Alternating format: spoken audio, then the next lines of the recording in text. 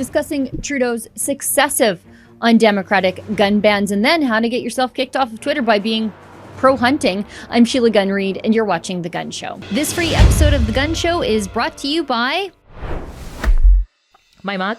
I know, it's pretty cool. So is this hoodie I got on, and you could have it on too if you check out our special website at rebelnewsstore.com. That's where you can see Freedom Focus hoodies that we have for you, beanies, cell phone cases, you name it, all while supporting our journalism, where we fight to bring you the other side of the story, as opposed to, being forced by the Trudeau government to fund leftist media out of your taxes. The truth is, without you and your generosity, there is no Rebel News. So again, if you like the reports that we bring you and that we also fight for freedoms in Canada, please consider doing some shopping, picking up some swag at rebelnewsstore.com. We appreciate your support.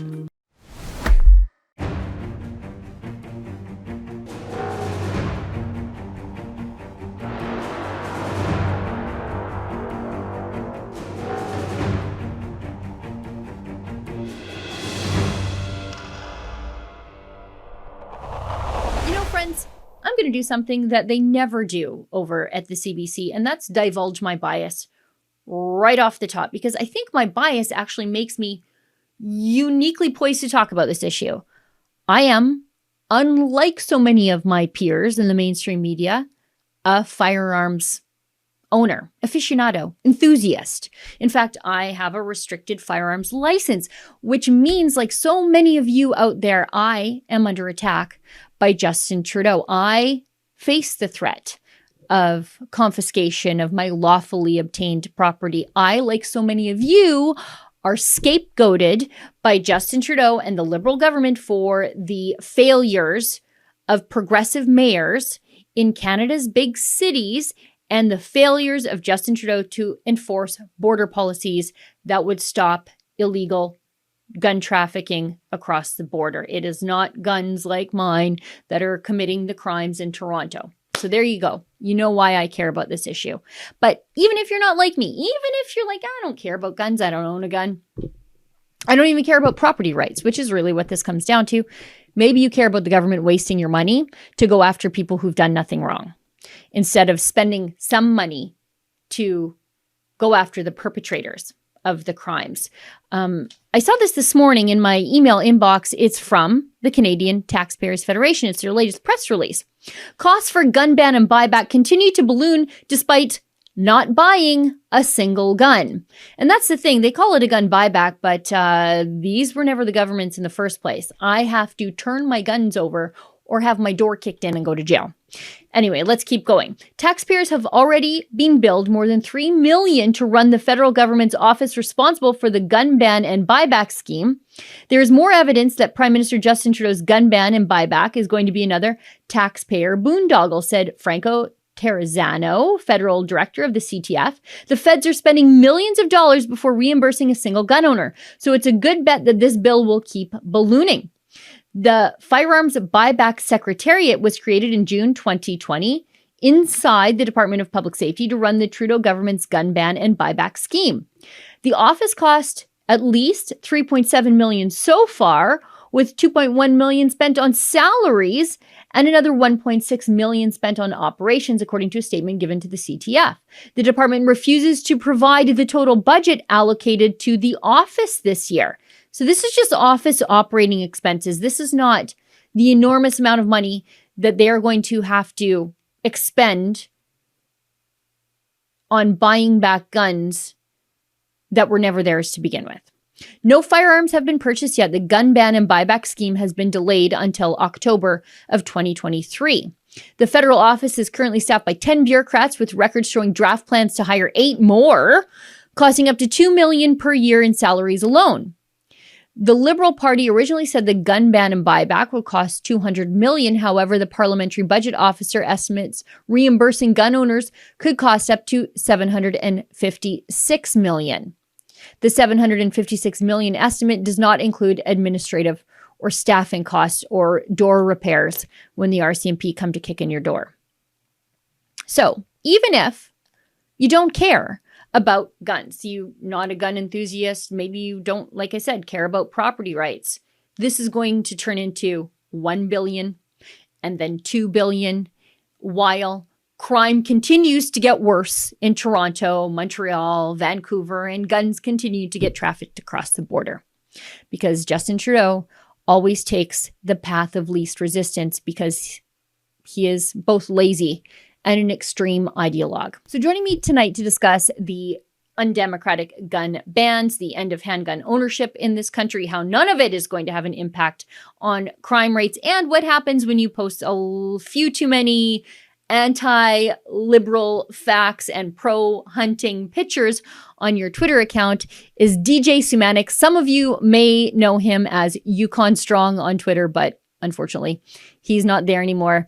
Take a look at the interview we recorded yesterday morning. This free episode of The Gun Show is brought to you by... Adam So's here for Rebel News. You know, our company is growing quickly, and we'd actually like for your company to grow too. That's why this ad space that I'm speaking through right now is actually available for you to purchase. So instead of people listening to me, they could actually be learning about your company, learning about your business. If this interests you, if this is an opportunity you'd like to capitalize on, send us an email at ads@rebelnews.com.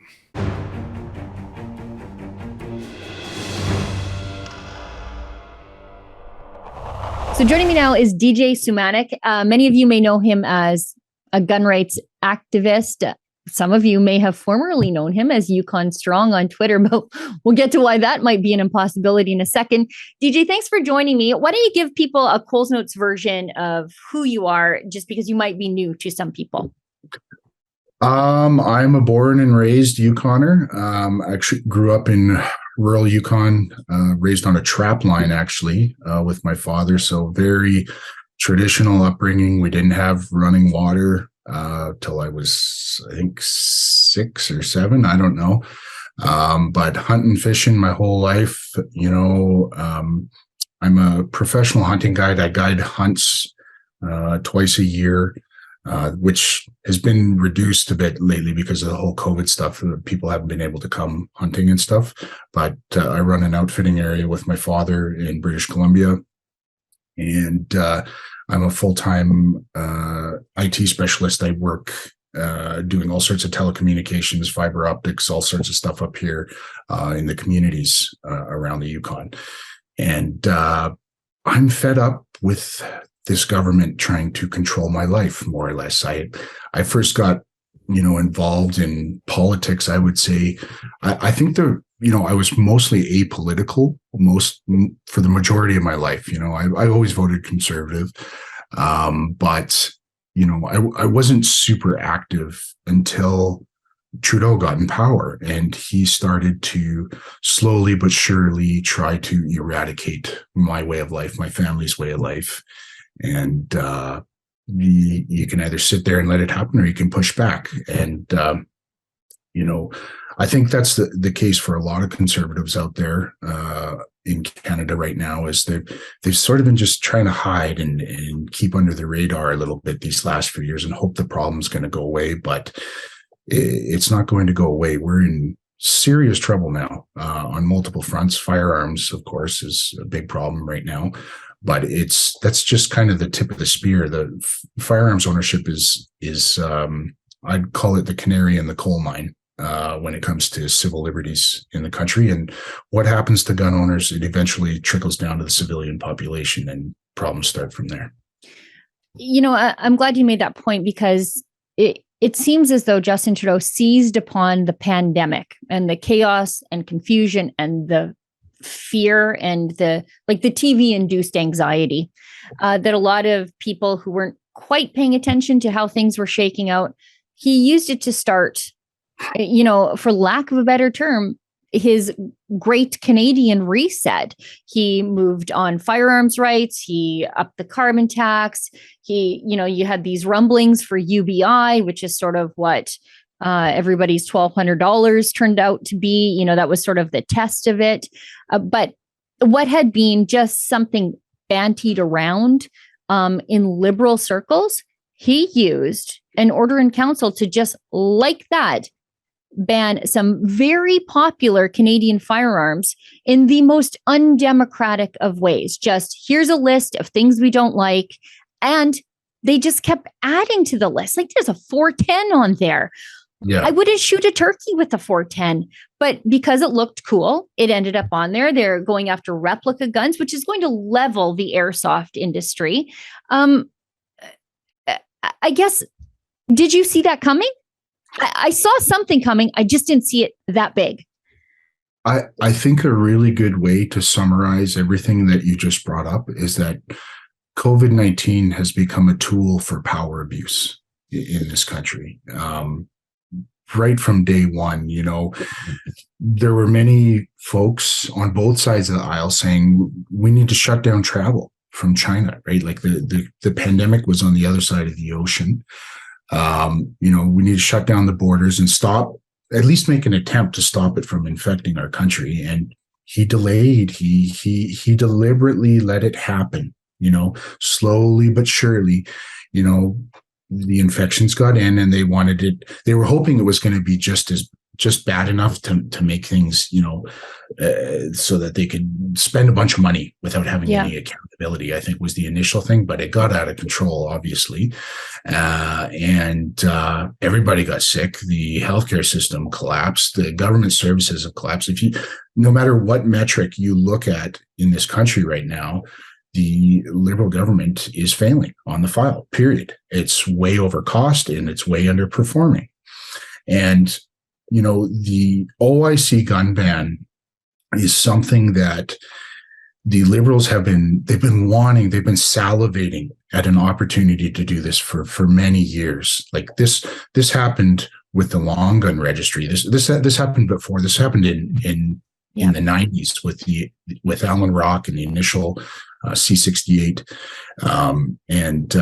They've been slowly but surely trying to eliminate civilian firearms ownership in this country for many years. And the strategy that they use is they try to find an emotional moment to manipulate the masses, to abuse the messaging with their friends in the media that they pay for, by the way, and use it to undermine civil liberties of every single Canadian. And it's very interesting how you mentioned that the OIC was done in an undemocratic fashion. Well, it's really important for any Canadian out there watching this. It doesn't matter if you like guns or not. The bottom line is he seized property without justification. He worked with the RCMP to create a story, more or less, to justify the action, and there is no recourse. And it's a real eye opener for every Canadian that we have no property rights in this country. Your home, your vehicle, anything, your bank account, as we saw with the truckers, anything that you think you own, the government can seize at will.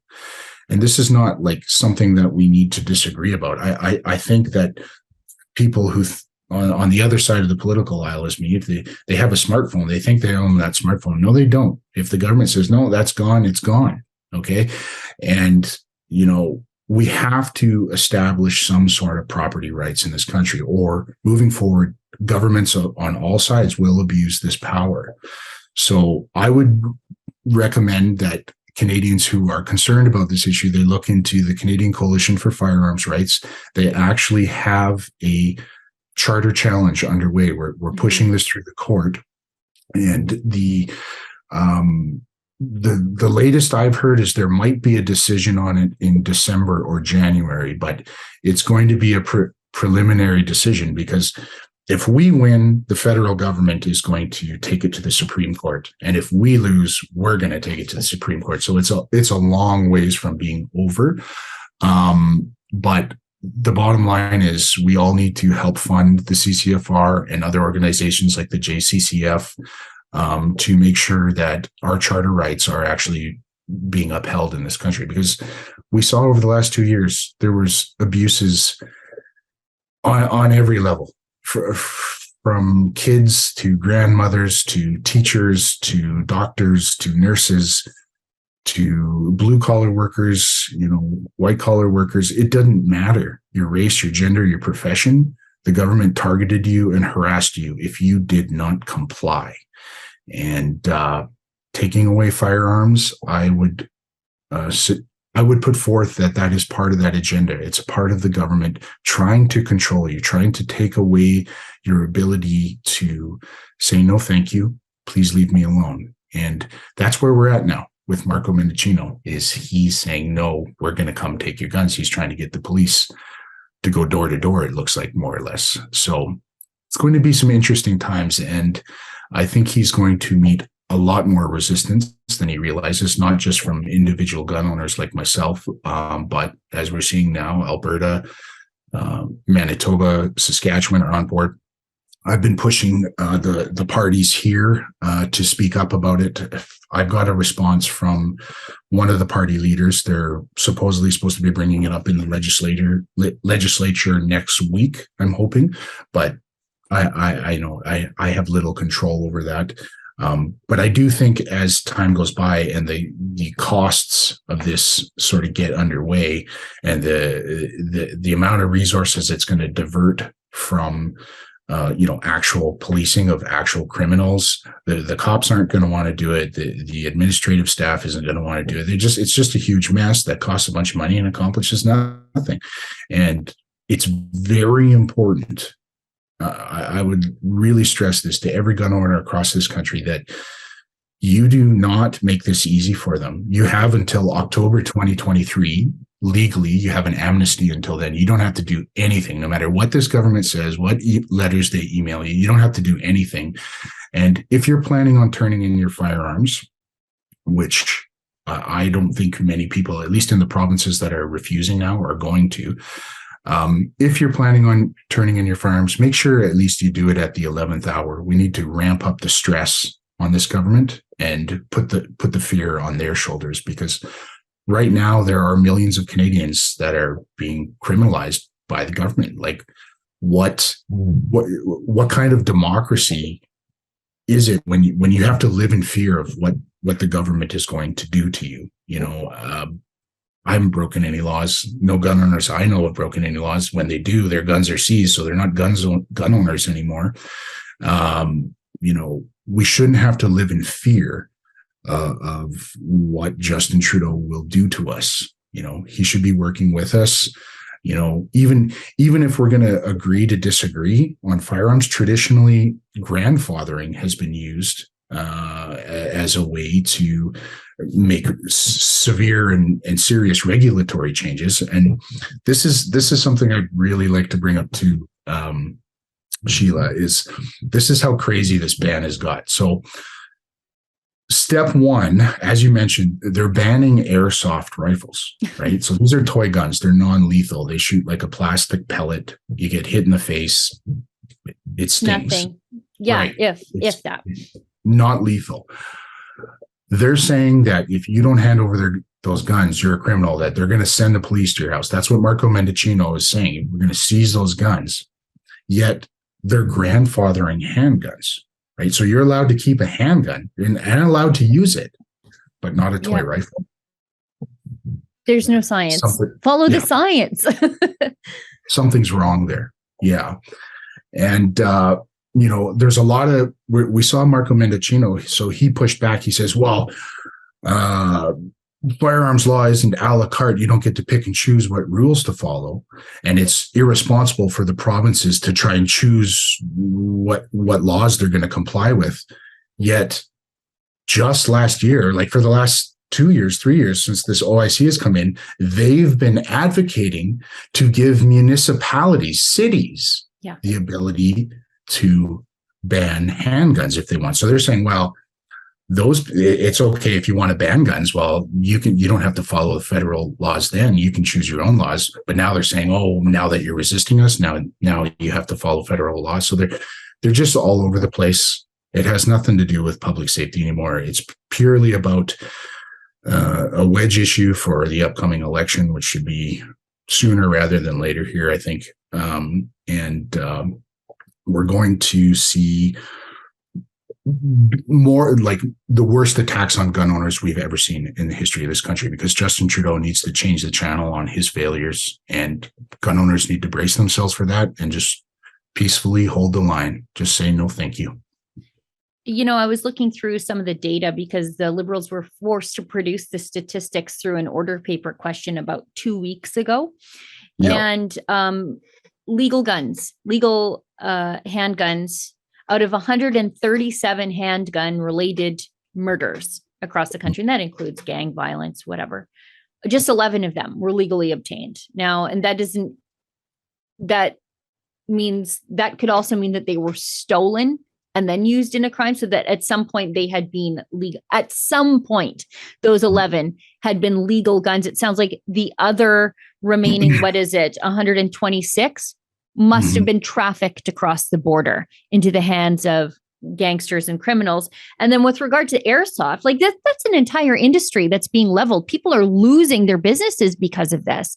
Only 6% of all gun-related instances were committed with replica guns. That includes airsoft, and that might even be brandishing on the street, and some cop charged you with mischief. Just 6%. And yet, instead of saying, okay, we're going to spend this billion plus that we're going to spend on the buyback, that's going to be like $4 billion by the time they're done, on policing, border security, maybe, because that's really the problem here. It's not gun owners, it's border problems. They're just going to buy guns from people who were doing nothing with them. Yeah. Well, there's a lot to unpack there. The first thing that I would like to say, I guess, is that the gun ban, it's not public safety in nature anymore. It's undeniable that it's ideological in nature, and that it's a political avenue to try and change the channel on what's happening with this Liberal government. Like, our country is in deep trouble right now. Economically, our military, like war is brewing. We just had a hurricane. Justin Trudeau went bungee jumping. You know, like, we're out of control here, and it's not an exaggeration. And, you know, I look at all the problems that we're having, the public, when it comes to public safety, you know, there's so many things that we're failing on right now that this money could be used to rectify. And it's being used to attack political opponents, period. And as a message to gun owners out there, I really want to say this. If you turn over your firearms with this ban, you are accepting responsibility for mass murder that you did not commit. That's what they're saying, that you are too dangerous of a person to peacefully coexist in our society, and that you bear the responsibility for actions that you had nothing to do with. It's the assignment of class guilt. It's a form of bigotry. And your reward will be a smiling, smirking Justin Trudeau talking about how successful he was at controlling and protecting Canadians from conservatives. That's what he's going to do. That's going to be your reward. And he's going to offer you your own money to do this. It's unacceptable. You know, our inflation is out of control, as is.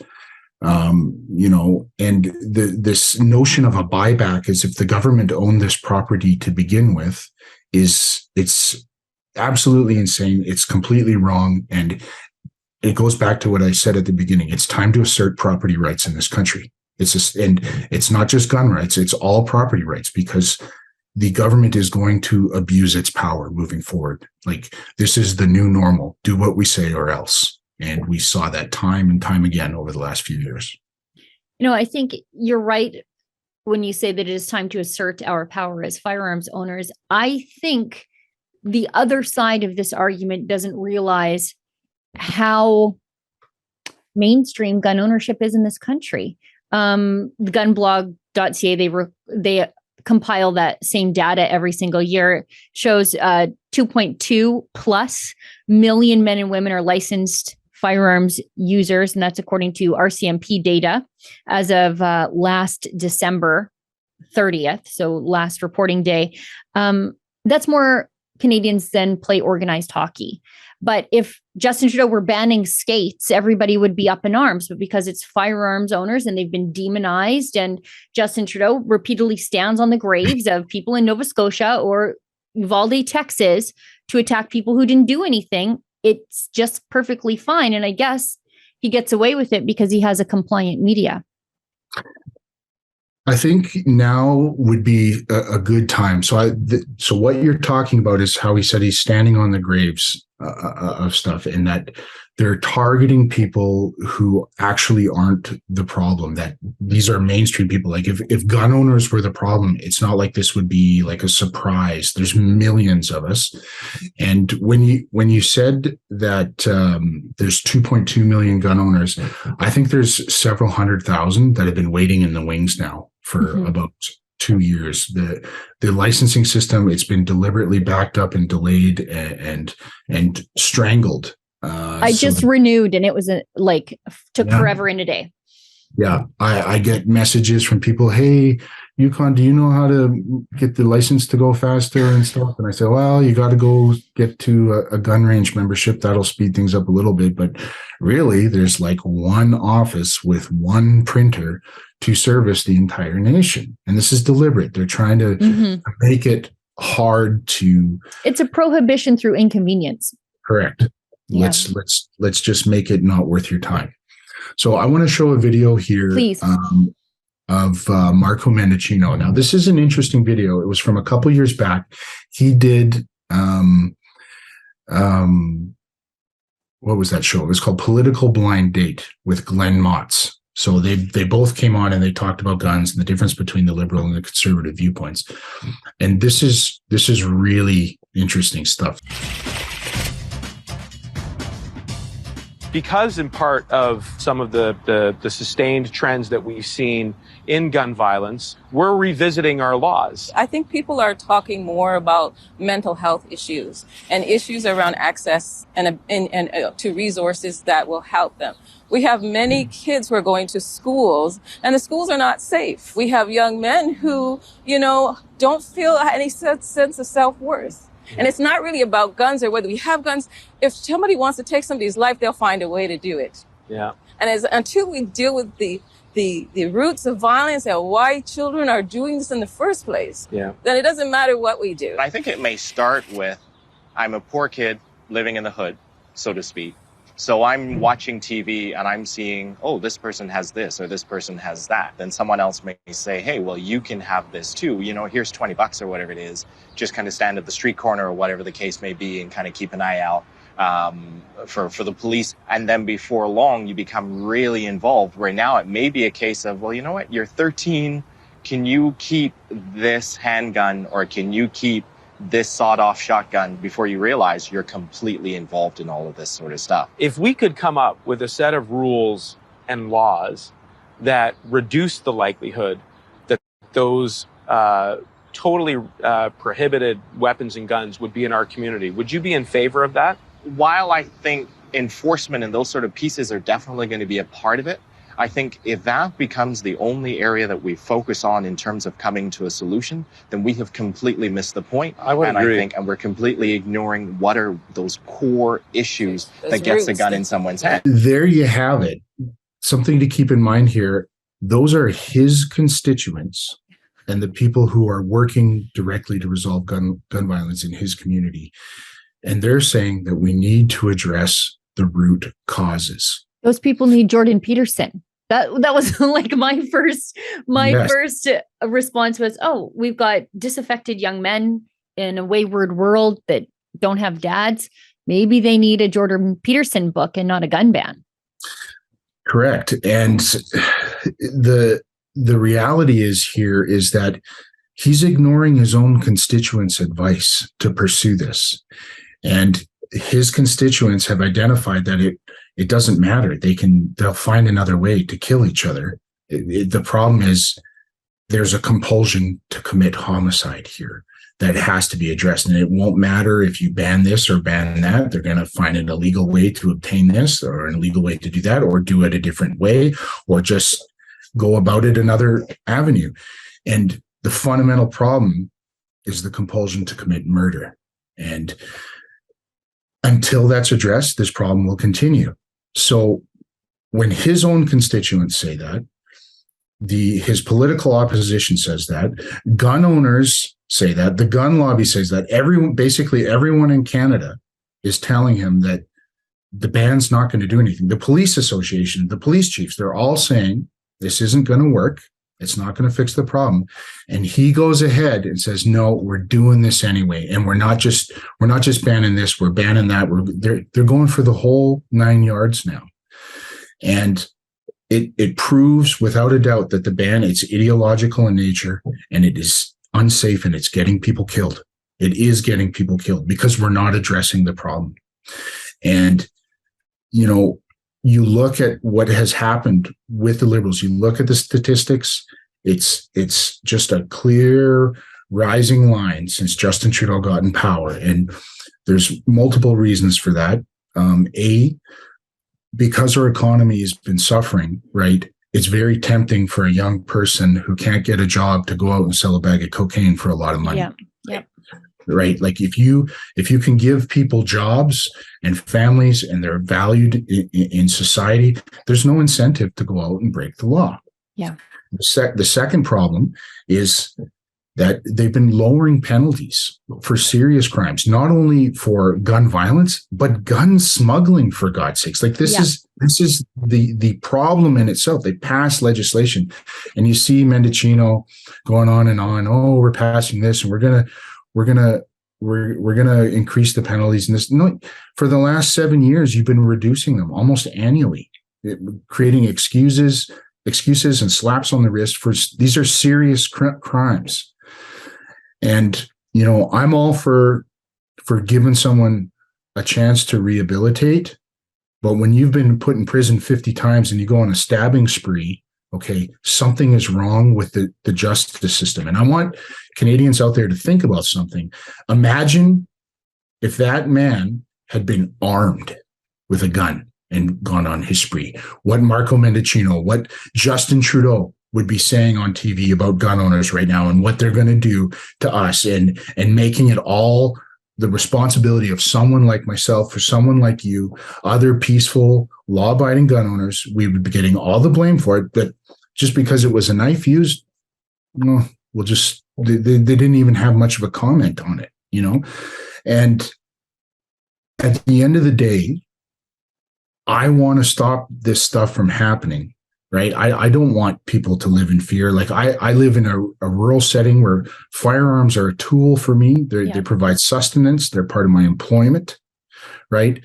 The people in the cities, they're afraid of guns because people are shooting each other. Right. I get that. And I want to stop that.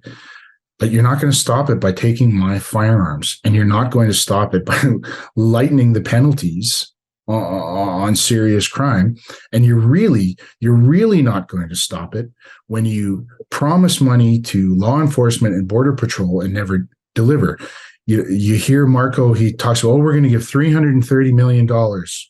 And where have we heard that for? You know where we heard it for? From Bill Blair. And you know where we heard it for before Bill Blair? We heard it from Ralph Goodale. All of them since 2018. Every minister of public safety has promised this $330 million that never arrives and never comes to fruition. But he'll send money to Ukraine or whatever he tweets on his feed, just on a whim. If he can virtue signal, he doesn't care how much it costs. But actually fighting crime, actually stopping gun smuggling, actually stopping, gang homicide in this country, he doesn't care. He wants the problem to continue so that he can offer Canadians a solution to the problem. Vote for us or you'll die. Vote for the Liberal Party. We'll save you. It's a problem they are creating and then offering a phony solution to. It's very dangerous. It's unacceptable, and it's getting people killed. And I'm not going to take it anymore. I'm willing to go to jail over this. This is it. I'm not allowing it to continue any longer. I'm going to assert my rights to own property in this country at all costs. It's interesting because one of the reasons that they gave for dropping those mandatory minimums for a whole host of gun crimes was, well, we're battling systemic racism because minorities are largely the ones who end up being incarcerated because of these mandatory minimums. But what's the inverse of this?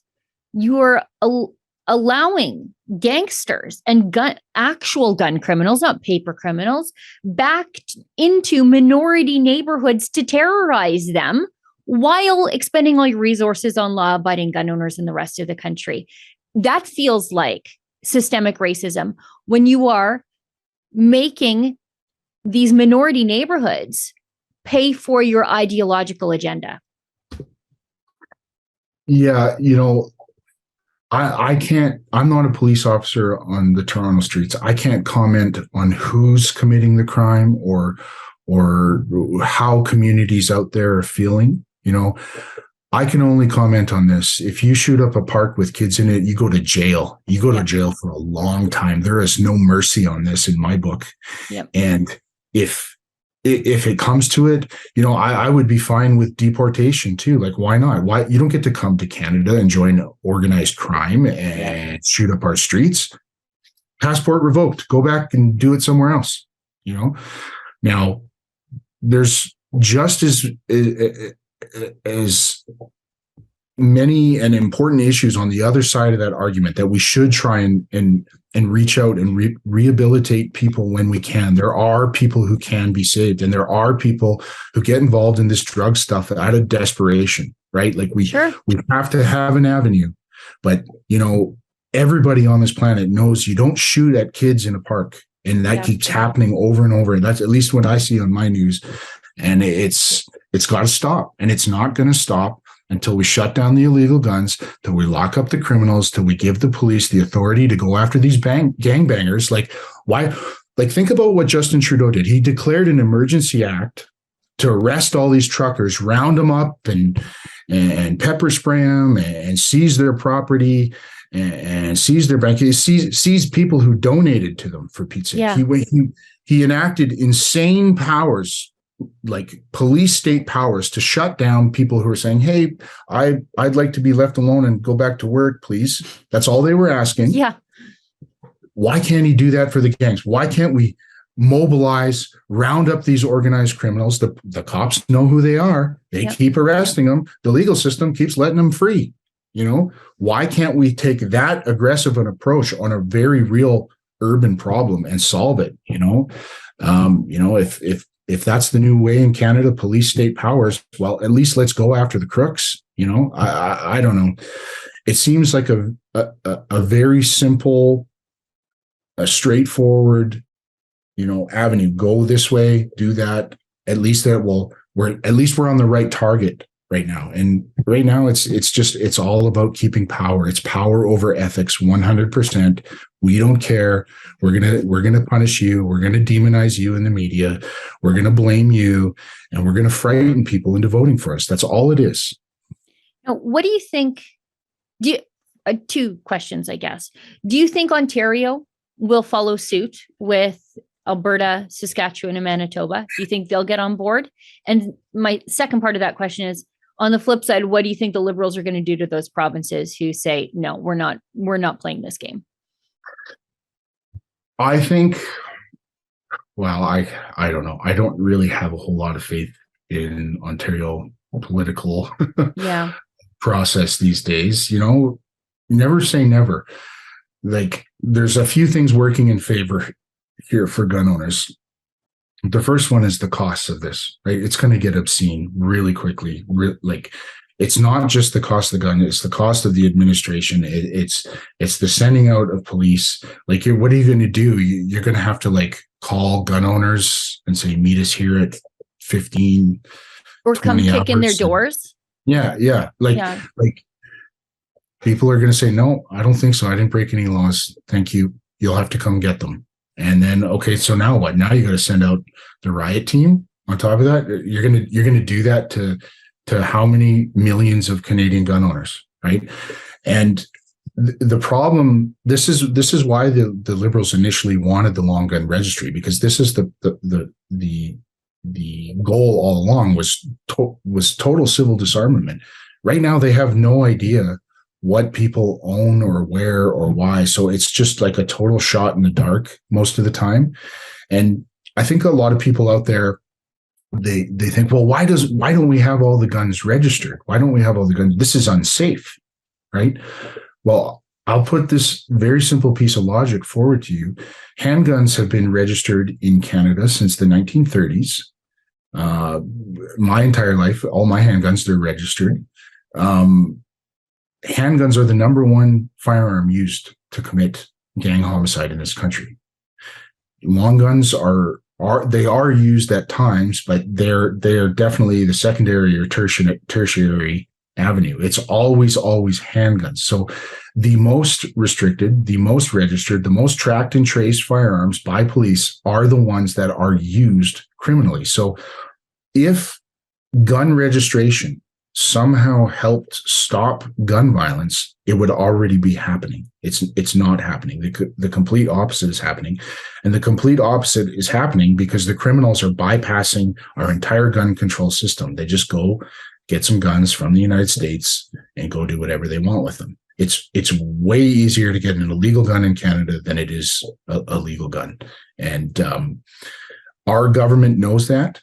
The Conservative Party knows that. The Liberals, they know this, but the Conservatives they're interested in resolving the issue, to make changes to actually start shutting this crap down. Whereas the Liberals, they're just quietly perpetuating it. It's deliberate at this point. There's no way to deny it. You can't tell me that the last 3 public safety ministers have promised all this money that's never appeared.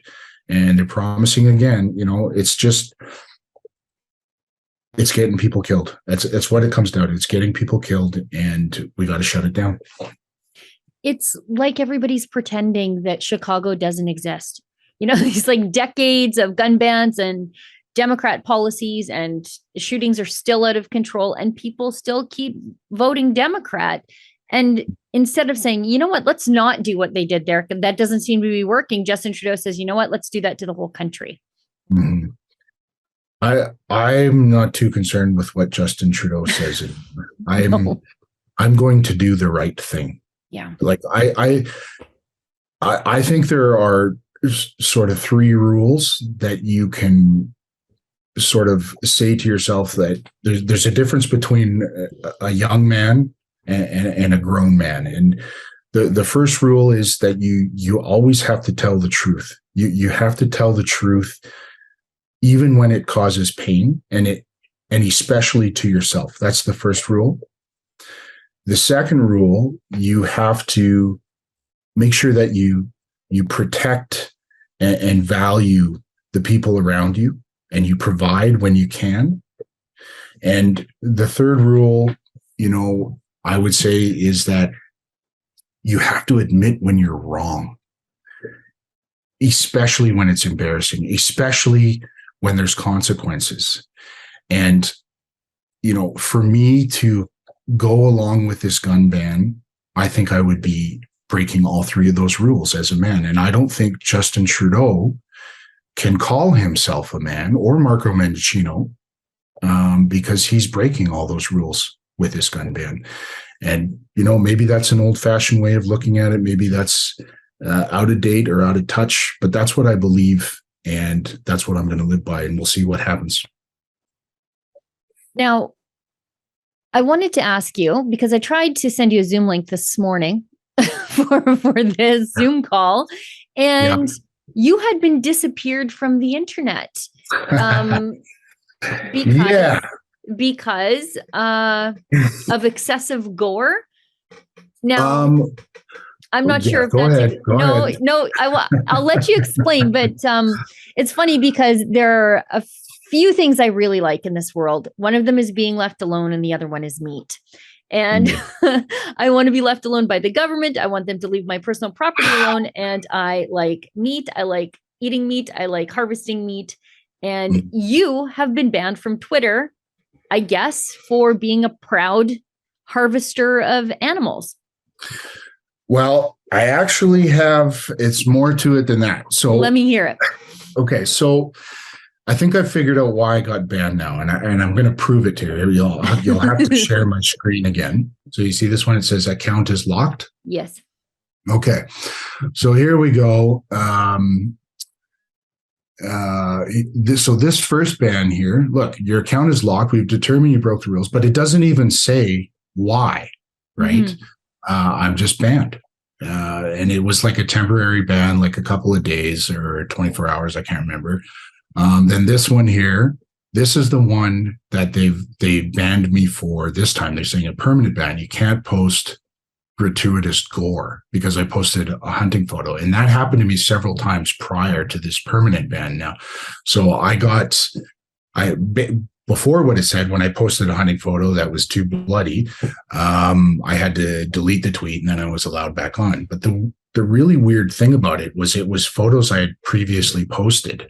So I thought, oh, maybe they just changed the algorithm and there's anti-hunting people or who knows, right? She was having some bad vaccine side effects she got. Yeah. And I said, you're not alone. And I said, look at the VAERS data. And all of a sudden I'm banned again, right? COVID misinformation. And, the other one I posted, all I did was quote the article, a CTV News article, and they were saying like there were no cases of flu in 2021. Yeah, in Alberta. Yeah, sure. Yeah. And I'm like, no cases of flu. And then like vaccine side effects are rare. And all I did was I quoted the article with quotation marks. And then it said, LOL, vaccine addicts in denial. And that got me suspended again temporarily. So this time, the latest tweet yesterday, I posted a photo of, it wasn't even me hunting. It was my buddy, because I didn't get to go hunting this year. My buddy, they went and froze their butt off up north, and they got a moose in the snow. It's a very hard thing to do, very difficult thing to do. And there was a photo of a frozen moose head. I think that's what got me permabanned. Now, that all said, let's have a look at my account. Okay, so let's look right here. This is my homepage on my banned account right here. The pinned tweet I have at the top of my page, this one got quite a bit of popularity. It's a big tweet of really compromising connections that Justin Trudeau has with various members of his own political party, his friends, sex offenders, criminals. It's truly terrible, terrifying, and amazing. Yeah. How much of this stuff goes on with this guy, the connections that he has. And it's all verifiable. You can fact check me away. Let's see what happens when I click on it. All of the tweets are gone. They're all deleted. So here's the comments to the thread that had all this information. Everyone's saying, yeah, right on. Good job, Yukon. But the actual data is gone. And fortunately, somebody used a thread reader app, and it's still available for people who want to see it. Look at this. Here's all the people he got involved with sexual harassment. Joshua Boyle, of course. Yeah. Here he is teaching kids half naked, blackface after blackface after blackface, friends charged with pedophilia, fellow MPs. Marwan Tabara, he allowed him to run despite he was like a home invader, Yeah. Like this is not minor stuff. This is people in his party. Here's the PMO office hanging out with Eric Gagne, hanging out with Jerry Butts and Trudeau. All of these people, dozens and dozens and dozens of people, criminals, Chinese triad, or sorry, I think it was triads. I don't know, but some sort of organized criminal gave them campaign donations. It's all. It's not conspiracy. There's legacy media articles about all this stuff, and I cited it all. And it was just sort of for fun, and everybody kept adding more and more and more, right? Mm-hmm. But it's been deleted off my account. Ain't that convenient? Yeah, that is very convenient, isn't it? So I don't know. I can't really say for sure why I got banned, but I know that it's been ramping up. I've been getting these mini bans for like ridiculous nothing tweets for a long time now. And I would say I've been pushing it a little bit lately, but the sad thing is, like, it's really sad for every conservative out there. We face this situation online to say what we think. For me to say that I'm pushing it, all I'm doing is just being honest, right? I'm just saying what I think, saying what I feel is right. And, it's led to a situation where other conservatives across the country, they're afraid to speak out. Yeah. Right. And, a lot of people, since I got a ton of people, there's lots of people sending me all sorts of love and saying, wow, what's going on? They're freaking out. And this is crap. And it feels really good to me to know that so many people actually cared. I didn't realize that many out there cared so much, but I would say this to them all. Don't worry about my voice. Worry about your voice. I want you to find your voice, because if you're living in a country where you're afraid to speak your mind, you're not in a free country anymore. Okay. And we've seen this recently, how powerful it is. Like when we saw the truckers come together, how the Liberals had no idea how to deal with that. And we saw it again recently with Marty up north. He started that Twitter trend, and all of a sudden, all these people started coming out of the woodworks and speaking up. And it's sort of died off again. And I want all those people who made those posts to join Marty's little trend thing. I want you to keep talking. I want you to keep speaking and saying what you think, because there is way more of us than them now. And it's just a matter of time. And I think, honestly, what's going to happen here is he's delaying the election until his little censorship bill is put into full effect. We're going to see the worst censorship of all time in the next election, the most media bias Canada has ever seen, because they're scared. Right now, the political winds have changed. It's just a matter of time, and he needs to have every edge he has, or every edge he can get in order to have a prayer at this point. You don't censor man with nothing to say. DJ, I could talk to you all day. I promised you half an hour, but I think we're approaching an hour, which is great. I could talk, like I said, I could talk to you all day, and I should have you on again very, very soon. Sure. So that we can talk some more, because I have lots to say, and I know you do too. Thanks so much for coming on the show. Yeah, no problem at all. Have me anytime. And thank you, Sheila and Yankee. And I also really like the Quebecois lady you guys have. What's her name? Alexa Lavoie. Really, fun name to say. Yes, I like what you guys do, and I appreciate how hard it is. And it's been a service to this country that none of us will ever be able to repay. Oh, I appreciate that so much. And yeah, we like Yankee too. Thanks, DJ. Bye. This free episode of The Gun Show is brought to you by... Well, the remains of 215 children have been found in a mass grave in Canada. Many of you know that just over a year ago, the discovery of the remains of 215 children was found at the Kamloops Indian Residential School at the Tecumseh First Nation. But what if I were to show you that what I just said wasn't true, and that in fact, a year later, not a single body has been found? This mass grave is a painful reminder of the genocide. Canada's leaders aren't condemning the burning of churches. No, they're endorsing the burning of churches. A juvenile rib bone that surfaced in the same area.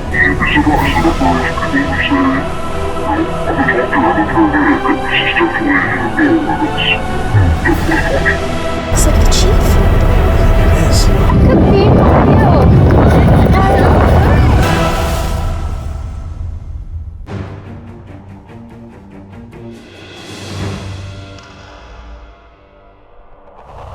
So now we've come to the portion of the show where we invite your viewer feedback. If you'd like to send me an email directly to be read on air about anything that I've said or filmed or written, you can send that to me directly to sheila@rebelnews.com. And don't forget to put gun show letters in the subject line so it's really easy for me to find. It's not that I'm lazy. I get a lot of emails in a day. And if I want to find yours, I need to find an easy way to search it. Or you can leave us comments on our videos wherever you might find our videos, but preferably Rumble. I don't like to mosey over to the censorship platform of YouTube. So if you leave a comment underneath one of our Rumble videos, we'll be sure to see it. So that's where I'm actually taking our comments from today. And it is not on a show that I've done, but rather on a video that I filmed, letting everybody know that we have a brand new documentary coming out. It's called Ungovernable, Alberta's Quest for Independence. And it is a documentary made by our chief documentarian, Kian Simone. I call him something different every time. He's our head of documentaries, our chief documentarian. Anyway, he's our lead filmmaker on this, and he is a born-again Albertan. He's new here, and he knew that we don't like our relationship in Confederation, but he wanted to know why. And he wanted to talk to the people about why we feel this way, how far historically this goes back, and what are the ways to fix this. Is it leaving? Is it exercising our power within Confederation like Quebec does, or is it something different? He talks to people with different ideas about how to fix Alberta's relationship with Canada, including talking to me, since I'm a lifelong Albertan and the land I live on, well, my family's lived on it since before Alberta was a thing. Anyway, on the Rumble video, Gerdo, I hope I said that right, I could be butchering it, writes, 1905, so that's the year that Alberta joined Confederation officially, was a bad year for Alberta. Think of where we'd be now without that monstrous blood-sucking leech equalization to the rest of Canada on our back, stealing our wealth and blocking our progress. It would be kind of sad to join the United States, but vastly preferable to being perpetually assaulted by a never-ending string of Laurentian elite prime ministers because of an unwritten rule that they have to speak fluent French. You know, I don't know if you know who JJ McCullough is, but he's a Canadian YouTuber. Or at least was, I'm not sure anymore, based in British Columbia. And he, I think, was renounced by the Quebec legislature for pointing out, among other things, that if you speak French, you get preferential treatment in this country. You get appointments to the Supreme Court. You get to advance through the federal bureaucracy. And that disproportionately discriminates against Westerners because we have no need to speak French here unless we want to work for the federal government. It's something that's sort of foisted upon us when, if you think about it, more people would be inclined to learn Ukrainian here just by demographics than we would be inclined to learn French. But if we want opportunities within the federal bureaucracy or to be appointed to the Supreme Court or be the prime minister, we have to speak French. And it's just unfair. Abraham P.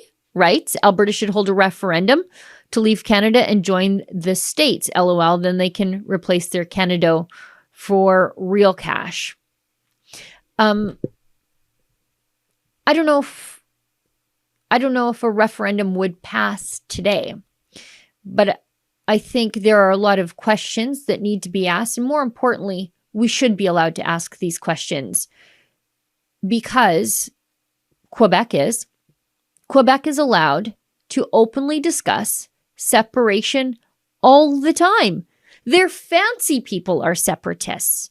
Their politicians are separatists. Their media personalities are separatists. Their celebrities are separatists, and they are just as accepted as federalists in Quebec. But in Alberta, if the second we say, you know, I think we might be getting a raw deal in Confederation, what can we do about it? Not even to say that we would leave, but what can we do about it?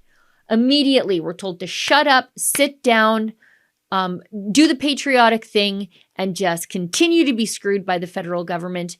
And if you don't shut up right now, then you're a fringe radical white supremacist. And it's outrageous because even in discussing how unfair we are treated within Confederation, we're treated unfairly because we're not allowed to talk about these things, and Quebec sure is. Well, everybody, that's the show for tonight. Thank you so much for tuning in. I'll see everybody back here in the same time, in the same place next week. And remember, whether you're a separatist or not, a gun owner or not, don't let the government tell you that you've had too much to think.